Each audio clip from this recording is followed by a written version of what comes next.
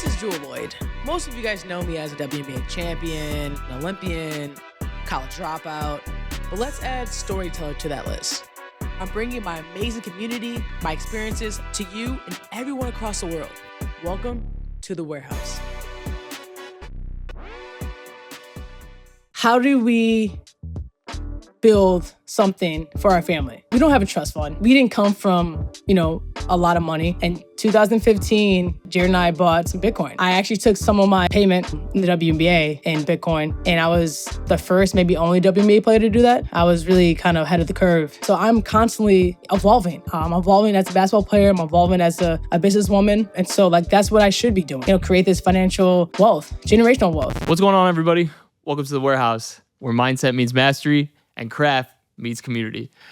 We got an awesome episode for you guys today, but before we get into it, make sure you guys are liking and subscribing to the warehouse for all the awesome content, episodes, and latest drops. What's going on, Jewell? How you doing? I'm doing Let's good. get into it. Yeah, no complaints, man. Things are good on my side. I was a little bit in the sun, so hopefully my tan shows up a little bit. But let's. How are you actually? Let me ask the question. How are you? I'm good, grinding away, doing what I got to do, survive and pay the bills, right? But no, everything's going well. Just ramping up, for March. A lot of good stuff coming up sports wise and everything. But yeah, can't wait. Getting your brackets together. You've been scouting or what? Yeah, I can't wait. Actually, it's a hot take of mine. I think the conference tourneys sometimes are better than March Madness in a way. I really like watching the Big Ten tournament, Big East tournament, ACC, all that. Those games are so intense. There's so much that goes into it. You're playing into a rhythm sometimes. Or the teams that are, were struggling, before the tournament, they kind of find their rhythm. Teams that are trying to figure out rotations, they find it. Sometimes they don't. But yeah, I think you're right. Sometimes it's a little bit more intense too. You want to be playing your best, coming into a tournament. So, I have the TV on now, trying to peek over every once in a while to see what's going on. Yeah. For the women too. So, definitely. I think things start to rise a little bit in March. Yeah, of course. You were just mentioning that you were out in the sun. I know you were recently out in Palm Springs. How was the Desert Storm? Desert Smash? Desert Smash. Yeah, it was a really cool event. I had the opportunity to go out there first time in Palm Springs, and the heat is definitely different. It was definitely a different adjustment for sure, but being out there for the first time, it was amazing. I met a lot of great people, got a chance to play a little pickleball. This is the first time pickleball was, an event. It's a charity event too, and it's a ramp up, for, tennis and Indian Wells. But the biggest thing is that it's for charity too. So it's not just having fun and being in the sun, but it's also for a lot of people to be able to give back and serve, which aligns with a lot of things that I do. But it was really fun. I enjoyed it. Get out there to work on my pickleball game. Meet a lot of the pros. I met, Ben Johns was a huge pickleball guy, obviously the best in the world. He's kind of established the game and gave it a lot of credibility. And he has a sick, flick of the wrist, if you guys don't know. Then also playing with, my guy, Nick Kyrgios. He's also an owner at Miami Pickleball Club. So I think we have probably the coolest ownership group. I think by far, if you look at the ownership group and the elite athletes that we have, we are, I don't know, pretty elite. But it was amazing. So it was, seriously, Patrick Mahomes, Naomi Osaka, Nick Kyrgios, myself, it's kind of hard to beat. I'm not gonna lie. That's for some of the best athletes in the world right there, So and it's crazy. Lately, you have been traveling, doing these kind of events, and it's outside of the game of basketball too. Besides pickleball, you're part of these charity events, you're part of these investment events. So let's get into it. Why do you like doing this? Why do you like doing what you do outside of the court when it comes to investing, when it comes to, being part of ventures, being part of things that aren't outside of, scoring getting a bucket. So, take us through that. Talk about it. In reality, basketball and sport is not always going to be there, right? And so there was always preached, in my household, you're doing your homework first, and then you can go outside and play, right? So it was always a rush to like hurry up and finish my homework, and I'm running down the down the block to go to Drake Park and get some buckets. But I understood that knowledge is something that you need to have, and it was definitely something that was harped on in our household. But I also always had a fascination with money. Like I understood it, like seriously, like I was like, man, like people talk about this thing, it takes you pretty far. I like to have it, but to have something and not understand it makes no sense to me. So it was something that I wanted to understand. And I was, able to be in an environment that allowed me to understand it. And I think it kind of goes back to how I was raised and the sacrifices that my parents made early on to allow me to um, had the opportunities to talk about money. It's a different understanding of it. I think people have a different relationship with it, and it kind of goes back to that. So, quick story, or maybe not quick, but story from my parents. My parents grew up in the South, and they saw a lot of things. We didn't really come from money, and so my parents moved to Chicago, and they sacrificed a lot. They were trying to figure out what to do, and they worked jobs and cash registers and did whatever they need to do to get by, just like everyone did. And they got married, and I know my mom was like, we don't want to live in Chicago. If we're gonna raise a family, I want them to be in a good school system and have the opportunities that we didn't have. And so I want them to live in the closest suburbs to where my aunt was living, was Lincolnwood. So they ended up buying a house in Lincolnwood. And they were like, it's the best school system here and all that, all the good stuff. And, my parents bought the house. They got the deed to the house. They're super excited. Things are great. As they're walking to the new house, like I said, they were super excited. Cops show up.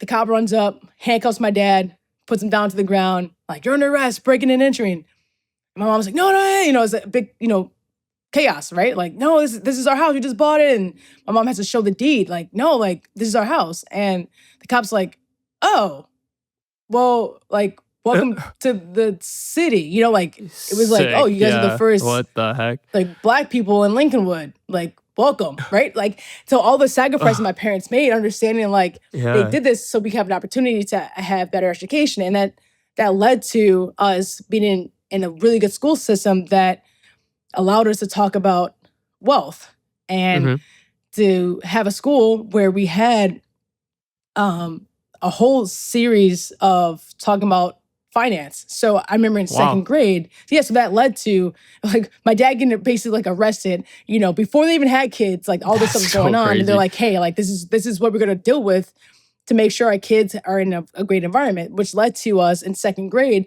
having this like segment where our teacher set up a whole like economy system. And it was like, if you do good at this and this, here's money. So every Friday you could go buy a new eraser. Because like at the time, having those cap erasers was like the cool thing to have, right? So like having the cool erasers. So now I understand, like, if I finish my homework, early, if I get extra credit, I get $1. At the time, like a little paper with a sticker on it, whatever was $1, I could do this. So now I'm understanding this. And maybe I wouldn't get that understanding at another school. I'm learning this at second grade, right? Which led to us in 6th and 7th grade having a whole year of economy town, right? Of us learning how to write checks. And they had this whole system of like, okay, guys, like the whole year, you guys are gonna be working, and we had to fill out job applications, and we had to like go through the whole process. And sometimes you got denied. And if you didn't pay your rent, which was your school desk, you had to stand up in class. Like, it's like, well, that happens in real life. If you don't pay your mortgage, the bank comes and takes your house away. So like all these things led to that. And so early on, like, I don't know what school does that. Like, I don't know if your school did that. Like, yeah. No, I don't know. Honestly, like thinking of a thing where every kid got gold stars, right, for being good. And like you learn all the things in grade school like that, for like your good deeds. But like to actually see it in real life and progress in real life, like we were never, paid in like some kind of currency and doing this to like get something, right? It was just like, oh, you did good. Here's a gold star. Or here's a sticker or whatever. But like, I never heard of elementary school, like starting at such an early age, teaching you not only the value of a dollar, but like how to save your money, what it's worth, like how to buy things. So is that what really got kind of caught your interest of like, hey, like if I do this enough and when I'm older, then something really big can happen? Is that like what you were thinking as a kid? Oh, for sure. I mean, to be exposed to that, you understand like the value of something, like what it really means when your parents like, no, like we can't afford this because this is what it costs for this. Like, you know how expensive milk is, and like you're like, oh, actually, I Yeah. do, right? Like you understand that, right? And so I think understanding that allowed me to see like, okay, well, if I want something, how do I get it? Like, how do I afford this? And so I started thinking, in a business aspect at the age of 5 and 6, 7 years old, because I was exposed to that. I was thinking strategy that early and, allowing myself to think like that, but also coming home and having conversations every Sunday about business. And my parents did a really good job of exposing us to so many different things. And whether it was taking us down to, O Block, right? Like taking us down to the real hood and seeing like this is how people live, right? They never sheltered us from that. Like they obviously we lived in an area that wasn't like that, but they were like, this is what it is. And we had friends and family members and they educated us on this. And it wasn't like we didn't act like it didn't exist. Hmm. Like we knew what it was, right? And so Hmm. they never were afraid to show us that. They never were afraid to educate us on that. And they weren't afraid to drive us the opposite end too. Like this is how the 1% of the people live either. So how Hmm. like, so they educated us on so many different things. And I think that's important because you see both sides. You see the actual real. And so when you see that, then you have perspective. And a lot Hmm. of people don't have perspective. And when Yeah. you only see one thing the one way, or you only have friends that are in that bubble, your narrative is different. Like my Hmm. friends are all different, and I like that, and I love that, and so that allowed me to start thinking outside the box. What allowed me to start thinking business differently, and allowed me to kind of diversify my thinking, which now diversified my portfolio as a business person. Oh wow. I mean, that's a journey in itself, starting at a young age. So you progressed through. You said progressing through high school. Were you doing like were you kind of like interested in reading up on like the market now? Like when you're maturing a little bit, you kind of see money differently, right? So when you saw the 50 cents that you would get to get an eraser, now it's different Yeah. when you're 16, 17 years old and you're kind of like flipping through pages. So talk to me about your kind of like your growth and your trajectory or your kind of journey into like the financial world and like the investing portion of it as you got older through high school and all. Yeah, high school was I loved high school. Like I'm not gonna say my peak was in high school, but high school was amazing. Like, seriously, like my friends, Yeah. like Niles West, the community of it was by far like such a great experience. Like we didn't realize everything that Niles West at the time offered. Like everything that they provided. We had more like electives in high school than I had in college, which is a crazy thought because I went to Notre Dame, right? It's like you go to college and you're like, oh, we should Yeah. have all that. We had so much. And we didn't really like think about it Yeah. till now. We look back like, oh my gosh, we should have done more. But yeah, in high school, when you picking your classes and as you're, definitely, when you're getting older and you're getting like all these study halls, you're like, I don't really want to do work. Like, let's be honest, like you get to the point where you're like, I'm picking study Yeah. halls, I'm picking more gym classes, I Yeah. just want more pass fail classes. I Yeah. don't really want to do Activity like, stuff. Yeah. yeah, you're just trying to like get out of high school, right? But I was like, okay, like the classes I need for college, I need to take them. But then what else can I take? And I remember my counselor was like, "Oh, why don't you just take like photography or, why don't you just go take ceramics and do this?" I'm like, I mean, yeah, but like, let me go take like investing one on one, you know? Yeah. And Like I took it, econ. Yeah. yeah, and I was like, let me to go take that. And I took it too because the teacher was also my basketball coach. So I was like, oh, let me just take it. Um, and he's like, like it's gonna be a good class. So I took that class. I took that. I took like another like investing in something. I forget like exactly what it was called, but it was like some business ethics maybe. And mind you, I'm not bad at math, but I was like, if this is gonna be a lot of math, this is about to be a terrible semester. Like I'm not like this is not my thing. Hmm. But those are the classes I took. I was like, these are probably things I need to take. Like I'll take them. And so I ended up taking these classes and I was like, wow, this class is actually really fun. And investing one on one was probably the best class ever. We had partners and the whole class was like, can you guys be a successful business? Like, can you guys succeed? And so we're all day we're learning how to invest, what a stock is, and we created this whole scenarios, and it was amazing. It was so fun, and it was like real life, like stock market. I remember one day, like he created like the board of trade. And it was like we walked into class and it was like chaos. And he had like the bells were ringing and he was like throwing papers everywhere and like recreating the whole thing. And it's like having that feeling and understanding of money in the stock market was something that I needed to learn. If you're going to understand money, you got to know it in all facets.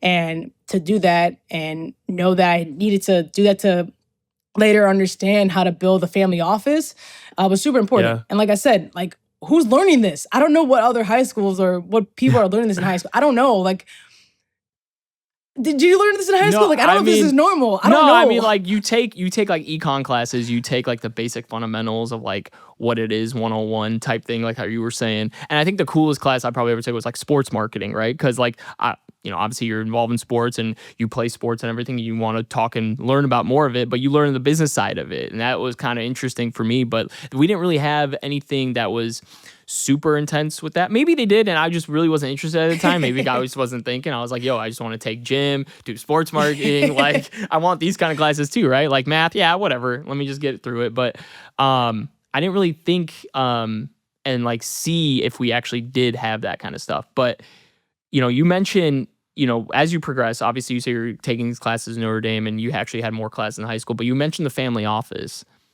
Let's get into that a little bit. I mean, that's a big part of your life, and that, between you, your brother, your entire family. So for those of you who don't know, like, explain to some of the listeners and viewers about the family office and how it got created and started. Yeah, family office. So fast forward, my brother, he played overseas for about 5 years. And as he was playing overseas, he kind of was just like, this is really just hard. Like, I'm putting my body through this. I'm away from my family. Like, there has to be an easier way to make money. Like, there has to be a better way. And my brother's like, he's really, really smart. And I'm probably underselling that, as you know. Like, Yeah. he's like a human computer. He's sharp as a tack, man. I'm telling you, like. Facts.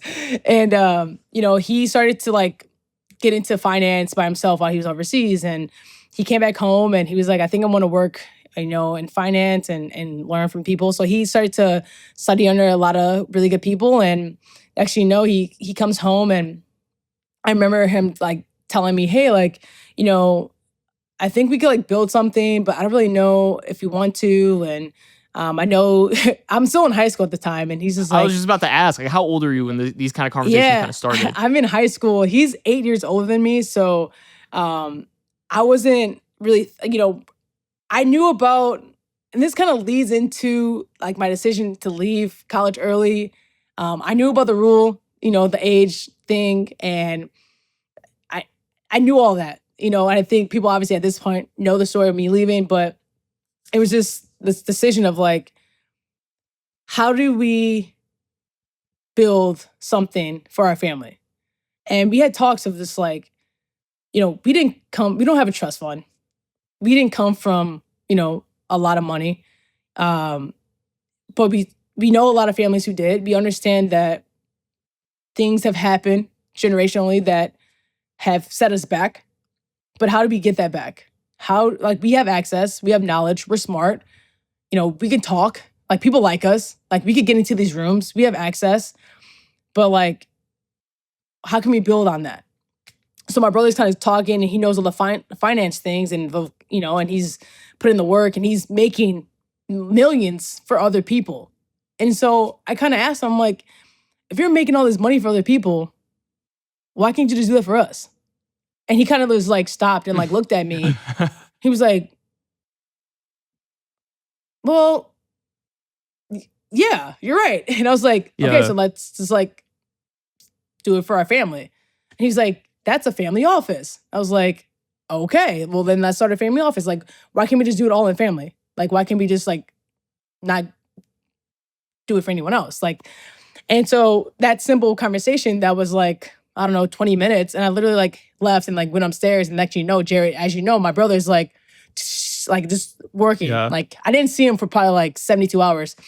And he was just working. And then after that, we started our family office. And it was slowly rising. And it was just a lot of information because, like I said, I was like still in high school, I was still in college, and it was just educating ourselves. It was like, how do we do this? How do we do this? So then when I, left and got to the WNBA, with our great salary of like, I don't know, $42,000, if that, we took that and like that, we started our family office, right? And obviously we had other things too, but it was like from that moment on, we didn't turn back. And for people who don't know, like the importance of a family office, it's like the privacy, it's the control, it's the the decision making, it's the protection and the value, it's the legacy building, it's the generational wealth that you could be able to have for your family. The investment performance is like insane. It just reduced the risk and complexity that you could have investing. And the biggest thing for us that we thought and we believe still to this day, and it's why we're able to do this and the different pipelines we're able to have, is the generational wealth. And that's like the biggest thing. And for minorities and for us, it's like the generational wealth part is where we fully believe that we can have a big impact, and why we preach it so much and why we are so passionate about it, because now we're able to teach that and pass that down. But it all starts with a family office. And so that's what we're so passionate about. And, we did that event, I think in like October, and we brought people together, and to see a room of successful Black and brown minorities, women, kids, teens, older generation, new generation, on that room was like epic, man. Like it was so cool. And you did a great job too, man. Like it's like it was like, no, seriously, it was like old money, new money. Like it was just like all of us combining together of just how like to just thrive, work together. And it was like that's what a family office can look like. It's helping everyone out and getting to the next level. No, definitely. I think that event really showcased like the versatility of people and what we could really bring together, work together. And it just thinks outside of the box. And the one thing I actually want to ask, with the whole family office thing, and you were just describing how passionate you were about it, right? Like the trust, the what you can do with your family and everything. But like, what do you say to people when they're like, don't work with family? Like, we're not going to work with like, don't always put all your eggs in one basket with family. Like that whole like stigma or stereotype that goes along with it. Like, what do you say to that? And what is your belief about that? No, I mean, right away when I hired my brother, everyone was like, don't do it. Do not do it. Like it's a bad way to start your business. It's not great. Your brother has no experience. He hasn't worked for, the big companies, the big banks, and that's how everyone goes broke as athletes. And I see what my brother has done. I know the dedication and all the books he reads, and I tell him, if I could find someone who's better than you, I will fire you. I will fire you. And I do my due diligence and I do my work. And this is why I think it's very important to educate yourself on whatever it is. And that's what I believe that's why I believe I'm really good at being a CEO, because I do my job too. I hold myself accountable. I hold everyone who's underneath me accountable too, but I also do the job. So like, for example, at Smoothie King, like I know the margins. I know how to do the prep work because I do it. Like I know how to make a smoothie because I do it. I know how to do the cash register because I do it. Like I do the actual work. I'm not just sitting here like, oh, okay, like I don't know how to work the machine. I don't know how to do, like I go and like mop the floors. Like I go and replace the straws. Like I want to make sure that I know how to do it. One, because I want to be able to understand the struggles.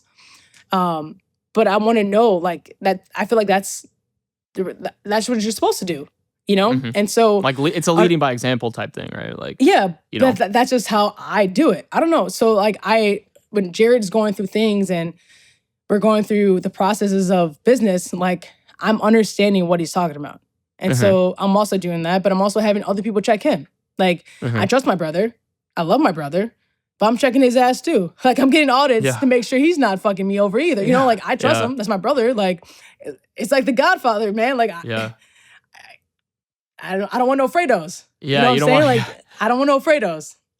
And he knows that. You don't want no kiss of death on the forehead. Like, you don't want that. You don't want to see that seed. And he knows that. He knows that. But I will say, overall, he's the best in the business.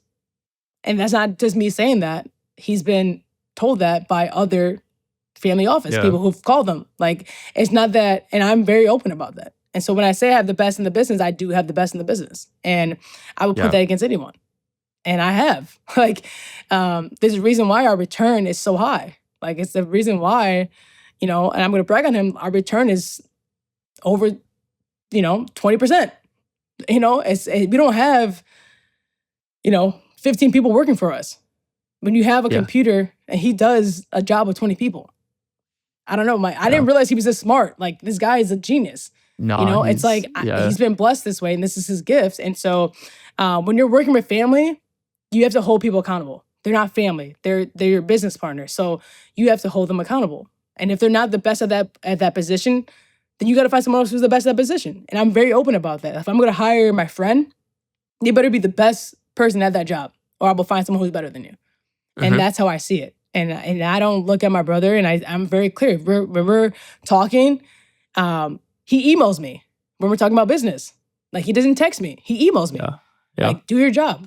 We and he wants to be my brother. He calls me on the family line, and we're very business oriented. So we set up boundaries like that, and he knows that. And I think that's very important with anything. If you're going to work with someone who's close to you, whether it's a friend, a brother, a cousin, you set up boundaries and you hold it onto that. Yeah, that's a really good piece of advice for anyone who's working with family. I mean, you see it too. You see a lot of like family businesses in a sense kind of crumble because of, missing links, or they don't have the heart to tell, a brother or sister or cousin, whatever, that they're not doing the good job. But if you're holding people accountable to a standard, then it's a whole different ballgame, right? And like, I kind of saw it, like you kind of saw it with Jared. You kind of saw it with Jared at the conference that we had, or at the event we had in Chicago, which, speaking on when he was speaking of like, the high level numbers that he always speaks on and everything, but people rallying around him, people like trusting and believing in him, and it was big, and I saw it from a different perspective. I know Jared one way, and I saw it from a whole different perspective, and it was like, wow. So yeah, you guys are doing a great job, man. Like, keep it We're going. trying, man. It's crazy. Like, it's a burden, but anything when you're trusting someone to do a job, it's a lot, and he carries a lot of, on his shoulders, and it's not an easy job. Finance is not easy. You don't want to No, it is lose. not. Like, think about it. When you're like, you have like a $10 in your pocket and you lose that $10, you're like, oh my God, like, where's that money? know. You freak out, then you happen to find it one day and you're like, $10, like, you're like, Yes, yes, I found it. Like, it's like get the best the jeans day ever. out of the laundry, and it's like, yes, it's the best it's thing in the ever. pocket. 100%. Like, so imagine like $100 million, and you're like, okay, I can't lose. Like, that's like press the wrong button and like it like disappears. It's like that's a lot of pressure for anyone in finance. Like, that's a big deal. But he does a good job of it, and and it's like it takes a team. Like, it's a lot, and I'm very thankful for all the mentors who've helped us over the years, and the people that we talk to now. Because like I said, it's a job that if you're not ready for it, it's a tough one. It'll come quick. Yeah, like there's no turning back. Like, when you see the stock market go like this, it's the same thing with like people actually working in it, right? It goes like that. Right. So the trajectory is either up or down. It's full swing, very volatile. But with that being said, let's get into the halftime. No, it seems like you've been doing this for a long time. I know, and you're young, right? So it's crazy. It's like, thanks, Danny. You're young. Yo, you are. We are. We haven't scratched the surface yet. We have not scratched the surface yet, and that's the craziest part. Like, but it seems like you do this a long time. So it's like Jewell's been working since she was 8 years old, type thing, right? But what was how old are you when your first big investment endorsement came, and what was it? My first like adult by myself like stock market thing that I was buying. So in college, our friend group, we were like shorting stocks. So we would basically, facts.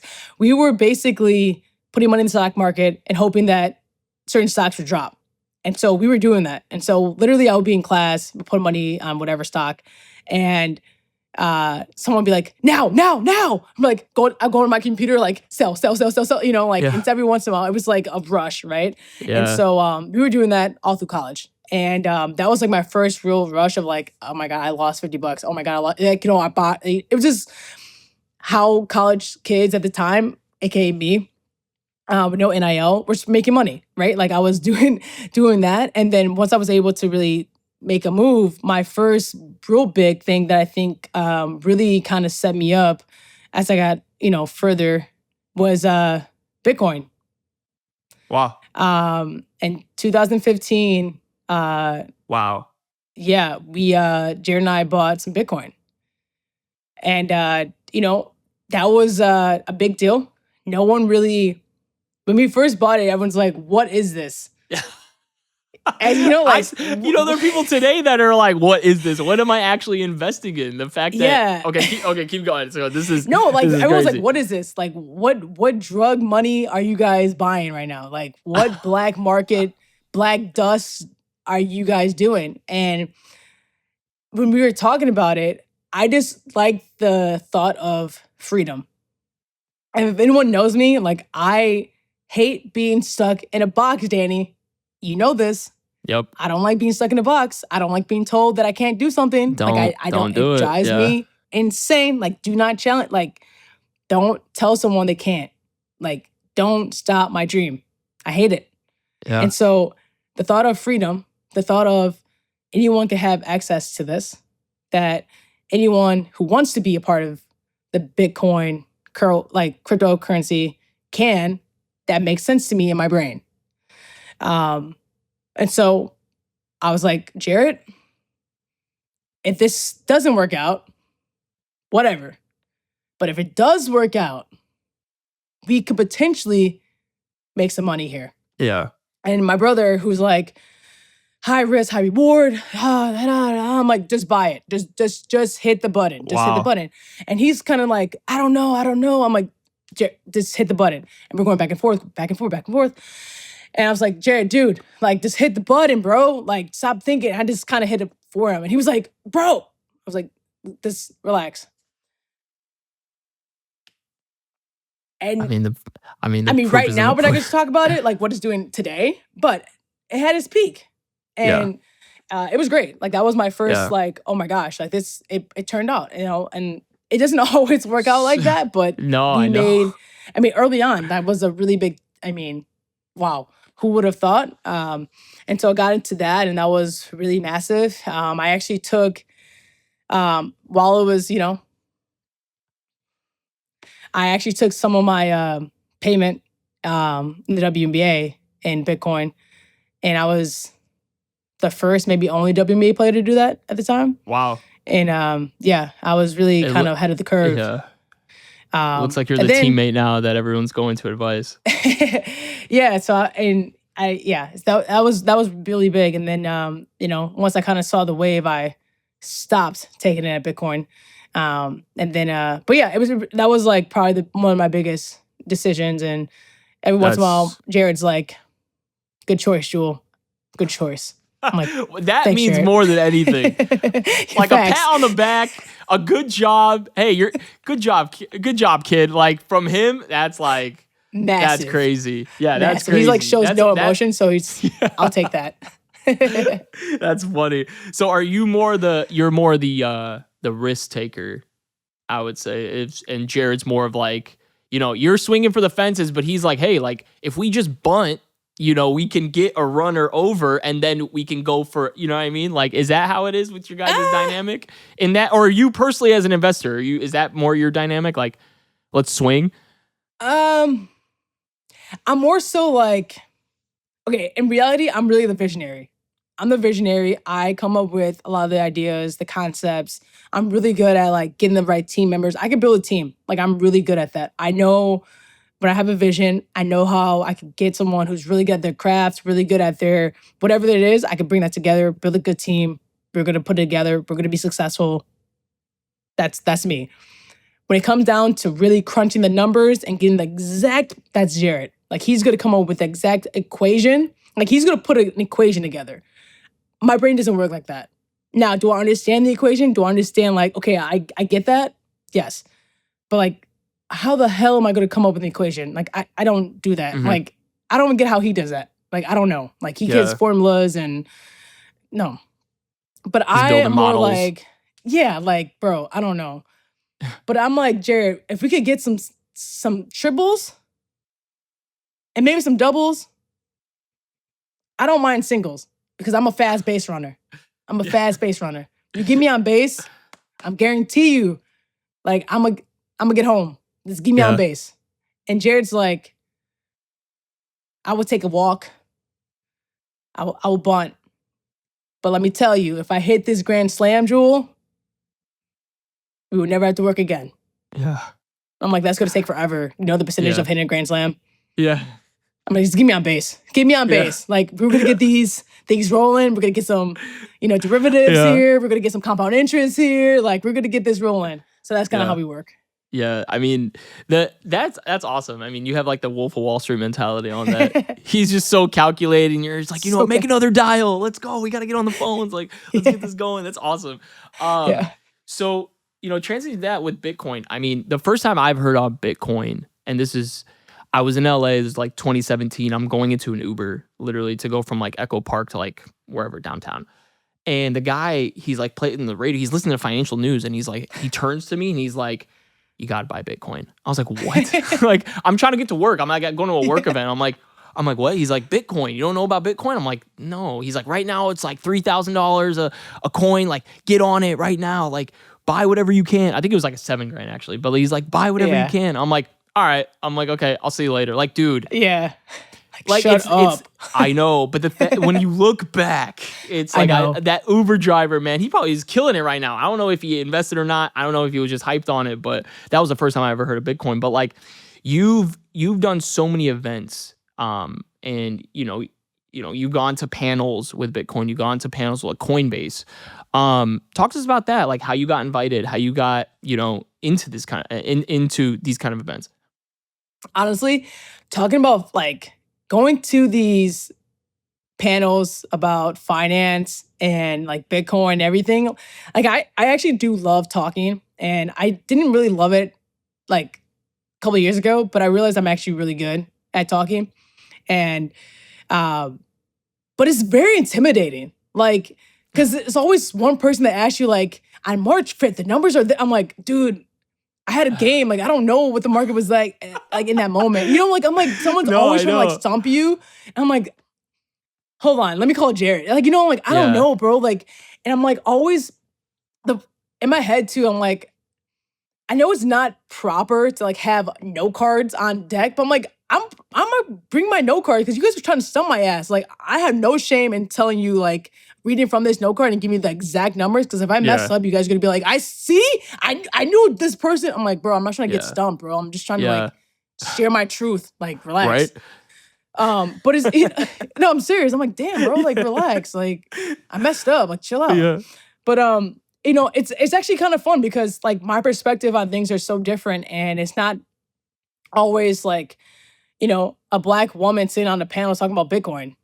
Like, it's not normal, So it's like, once they realize that I can like speak with them and hold my own, they're like, oh, hi, like, nice to meet you. Like, let's sit down and talk. I'm like, yeah, like, I could talk that talk too. And it's really cool. And like I said, it's bigger than that because I'm able to actually meet people, and we could really dive into a lot more other things. And it's really just meeting a lot more people. Like, that's the best things about going to the convention centers and being on panels. It's really just sharing the story and figuring out how we can actually make it better. How can we grow it? How can we educate more people? And that's really the biggest thing, is education part. It's like a lot of people just don't know. And you don't know what you don't know. So if we have a platform to share, then you're able to really make change. And that's like the biggest thing. So that's why doing panels and talking, it's the biggest thing that I love to do, because I can educate people on it and also share what we're doing. And that's like, word of mouth it's the best way to share information. I get like Instagram and things like that, but being able to share that energy too, I think that's really what people believe in, because you're able to see like this person actually cares. I can actually know that this person they know what they're doing. Yeah. And that's like the best part. What is it like to be known for something other than your craft at these events? Like when it says Jewell Loyd, investor, like WNBA, all-star or whatever. What does that feel like? Like how does that make you feel? It feels amazing. I've always wanted to be known more than just a basketball player. Growing up, I think I mentioned this before, like, as much as I was practicing fadeaway jump shots in my room and 5, 4, 3, 2, 1, and like my mom's like, can you stop? jumping. Like I hear everything. Like go to bed.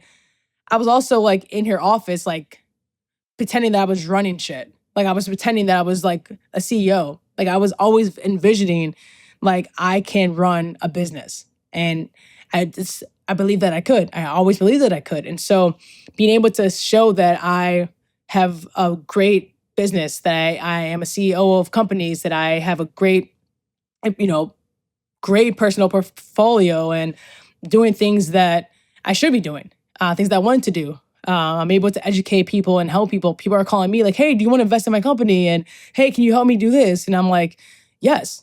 I feel it's an honor to be able to know that people are reaching out because they believe that I can, that I'm educated enough to do that, and I put in so much time and work. The same amount of work that I put into my basketball craft, I put into my financial education as well. It's Hmm. taken time, and I've done that, and I've backed it up, and I've succeeded, and I'm still growing. I'm still not where I want to be, and I'm building that. And so, as much as I'm doing all my stuff, like I mean, right now, like in the mornings, I'm working out, and I'm waking up at 5 a.m. and I'm studying a little bit, but I'm training, and then the rest of the day, I'm studying. All my businesses. I'm making sure everything's done. I'm on calls, and I'm making sure everything is ready, and whatever it is. I'm looking at the numbers, and I'm about to Hmm. start 2 new businesses this year, and Hmm. things like that. So I'm constantly evolving. I'm evolving Hmm. as a basketball player. I'm evolving as a businesswoman. And Hmm. so like that's what I should be doing. And Yeah. I'm constantly trying to get there and make things better, and create this financial wealth, generational Yeah. wealth. And that's what it's all about, man. Like if you can, like why not? Hmm. And like going into investing and everything you're talking about, it kind of takes someone to build a personal brand too. Like you're known as one thing, but you have your own personal brand. So talk to us about your personal brand, and what you kind of are getting into, and how can someone build their personal brand up, if they're going into investing, if they're going to content create, whatever it is, but like your personal brand, like how are you building that up? I think it's taken me some time, honestly, because I think early on I didn't want to share a lot of things. I didn't want to open you know, the world up to who I was. Because I was still trying to figure that out myself. Like, do I share this? Do I do this? I don't really know.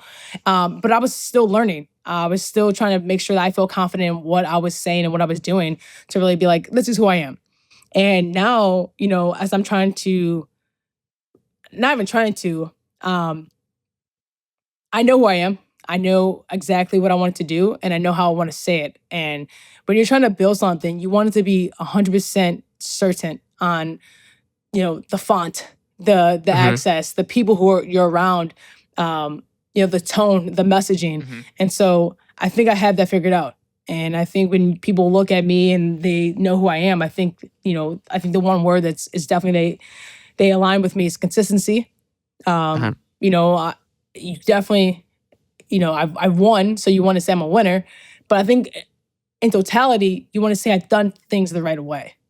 And that's the biggest thing. And I've always tried to do things the right way. And I've always been, someone who puts, you know, I make sure that everyone around me is also better. I Yeah. really make sure that I bring that, everywhere I go. Is that I'm not just going to bring myself there. I'm going to make sure everyone around me is getting there too. And so I value every person that I'm with. I value everything. And that's the kind of business person I am too. Is that if we're going to do Hmm. this, we're going to do it the right way. And when you're growing your brand, I think you have to really pay attention to the details. It's really easy to get distracted with all the glam and glitter. Um, but we said this on the last, pod with George, is like if you're not building your foundation on rock, that sand is going to disintegrate Hmm. Hmm. and it's going to be washed away real quick. So Hmm. it's all about the foundation that you build. And that's what I've been building. And now my foundation is really, really solid. So I can stack that shit up tall. Who are some of the people in your kind of circle when it comes to investing, it comes to financial, whether even in real estate or anything like that, that actually reached out to you, whether it be a CEO or just somebody that wanted to learn and grow from you? Yeah. There's been actually uh, quite a bit of people who've reached out actually this year. Whether there's been there's actually been a lot of athletes who reached out, a lot of NIL athletes who are trying to build things. There's been some retired players on the men's side who are trying to build family offices. And so it's just really funny. My brother kind of made a joke like, you're kind of like a mini like VC. Like you're kind of like building this by yourself. Like, well, you need me for it. And I'm like, whoa, whoa, whoa. Like, I need you.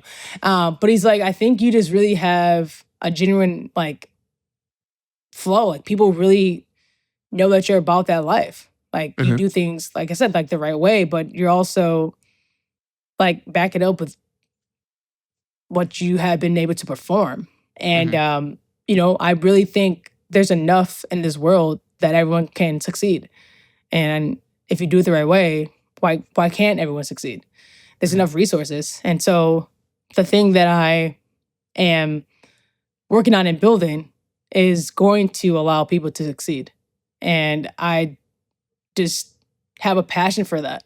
And mhm, like I said, like the people who reached out have been burned by a lot of people, whether it's bad information from banks, agents, family members, or just not knowing. And the biggest thing is the resources. They just don't have resources. They don't understand certain things, haven't been taught things. And knowing that I have the patience and the time and the willingness to teach them is comforting.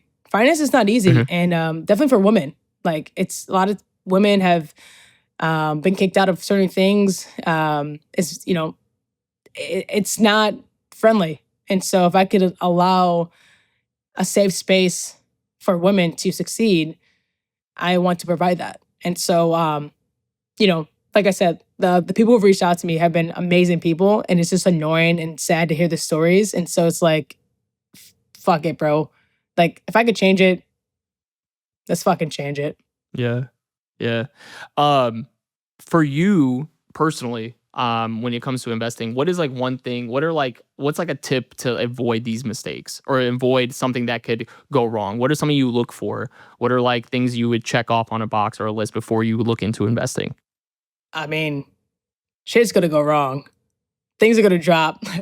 Yeah. But you'll be surprised how many people don't do their like homework and their research. They just buy it because they want to buy it, or they just invest because they have the money and they don't really know anything about certain things. When I'm looking into invest in anything, any company or person or brand, I do my full research, not just on the brand itself, but the people. Like I look into who they are, what they invested in before, their history, their financial history too. Like have they done, bankruptcy? Like I don't know, like just anything. I want to know Mm-hmm. like who they Mm-hmm. are, like their consistency. Like, I mean, have they, you know, done anything weird? Like I don't know. Like I want Yeah. to, I want to know as much as I can, and so I can evaluate that. Have they played sports? Like that's a, Yeah. I don't know. Have they, things like that? Do they have a family? Like, do they travel a lot? And things like that, as well as the brand itself.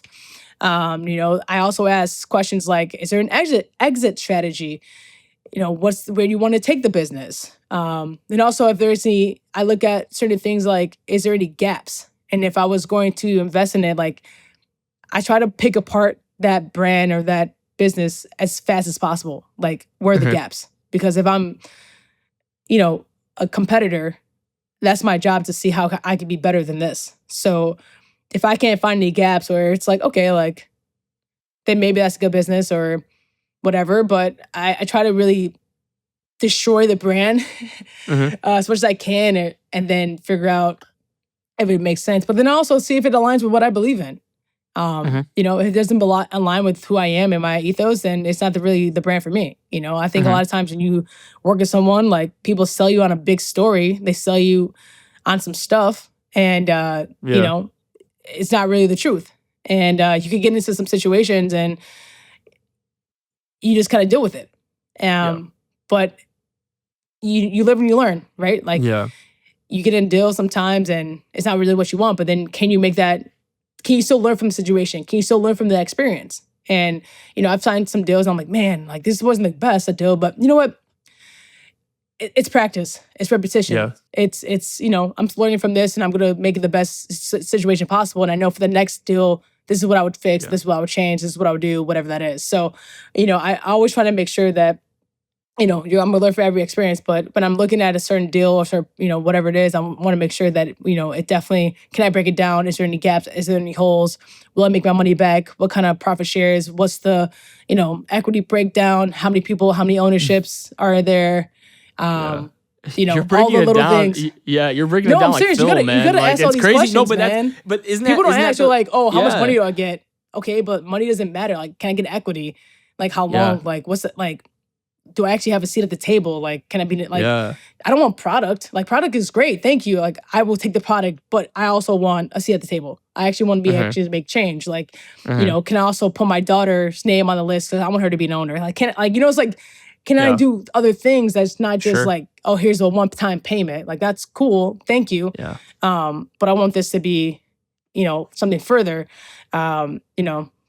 So I kind of think like that. So I always try to push it as much as I can and Yeah. really think outside the box until they say no. If they say no, it's like, okay, well, I'll take this and that. But everything's a negotiation. And if you can Yeah. negotiate really well, You that's a get some deals skill. done, right? Yeah, Oh, you get some deals 100%. done, right? 100%.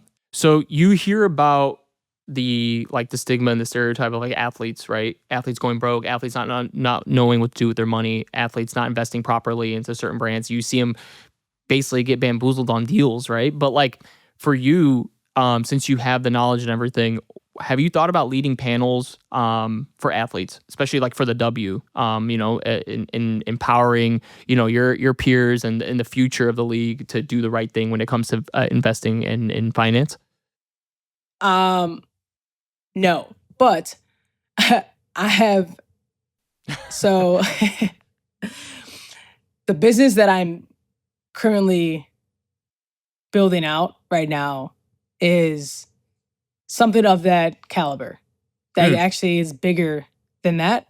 And it goes beyond just panels because panels are great. Like, panels Mm-hmm. are great, workshops are great, but there needs to be an ecosystem that actually works. Like, Yeah. I think the biggest thing is that, like, I've done a lot of like one-offs here and there, and yet I get calls all the time Yeah. from players, parents, like, how do I do this? I don't feel comfortable here. I feel underprepared here. This contract is here. I'm like, how do you guys not, who's helping you? And they're like, oh, this person's helping me. I'm like, but then why are you calling me? Well, they didn't really teach. Oh my gosh. Right. So it's Yeah. like they're getting help. They're going to panels, but clearly there's a disconnect. And that's not even just from the financial literacy part, but it's like, it's just not translating. Something's off. And so that leads to not just the financial literacy part, but there's a disconnect in also the training. There's a disconnect in also the mental capacity of athletes. There's a disconnect in leadership skills. There's a disconnect into, it's a whole deeper thing. And so how can you create something that's not just sit down, listen to me talk, and then go home? Yeah. Right. And so it takes time, and everyone learns differently. Everyone has different capacity of just information. And so that's where my brain has been. And it's like, there has to be a better way to actually sustain information and then make it transform into action and sustain Mm-hmm. that for Mm-hmm. generations. Wow.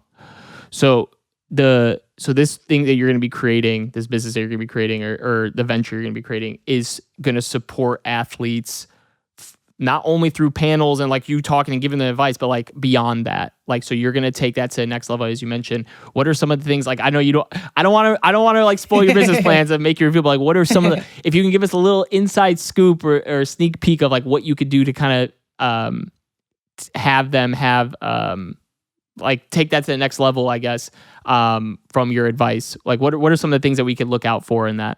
I'm trying to like give you a comparison, but there is no comparison because it's never been done before. Wow. Okay. It's one of one. Okay. Which is like, but like, I'm not trying to say that to be like, oh, you're like, it's just like, it should have been built like 90 years ago. Like, wow. Okay. But it's, yeah. So it's not like, oh, you're building like but So I'm not trying to like, oh, Sure. No. I totally get you. I you totally know get me. you. I'm not trying to do that, but it's just like it just should never. People just are. Is this something that's in Whack. the work? You said it's in the works currently. Is this something that we're going to be seeing as you're an active player, or is this post? Yes. Playing? No. This is wow. active. Yeah, this is Okay. active. I'm So not coming wasting any soon, time. huh? So, yeah, because it's just annoying because it's like I'm not gonna wait time. Like people are calling me now, so people need it now. So like, why wait? Like if I could create it and put the team together as we play, as I'm doing this, by the time I am retired, it should be like Set, ready moving to even go. better, right? Like I'm not Okay. gonna let people struggle while I'm like getting buckets. Like no, Well, yeah, no. like I like you totally need get you. to succeed while I'm succeeding. Yeah. So, I mean, with that being said, let's talk about your impact on your investments. Okay. What is it going to be? What's going to be the one thing that you're going to look back on after your career? Let's call it true retirement. Let's not call it or athlete retirement when you're, in your upper 30s or possibly early 40s. I'm not trying to give a timeline of Oof. Jewell's playing career, guys, No, but it would not be early. It's not going to early. I would tell you that it is not doing that. But real retirement, like, when they say, the adult, the average person retires at 62 or 65 or something. I think it is 65, but like, what is that going to look like? What's the impact of what you're going to be doing at that time? I mean, I hope that I'm not like working, like struggling working. I mean, I'm not really struggling working now because I enjoy what I do, but at 65, like I don't want that. Totally. Like I want to be able to really enjoy life and be able to choose what I want to do by the age of 45. Mm-hmm. Like I want to be able to have generational wealth by 45. Mm-hmm. Like that's my goal. And I think it's possible if Mm-hmm.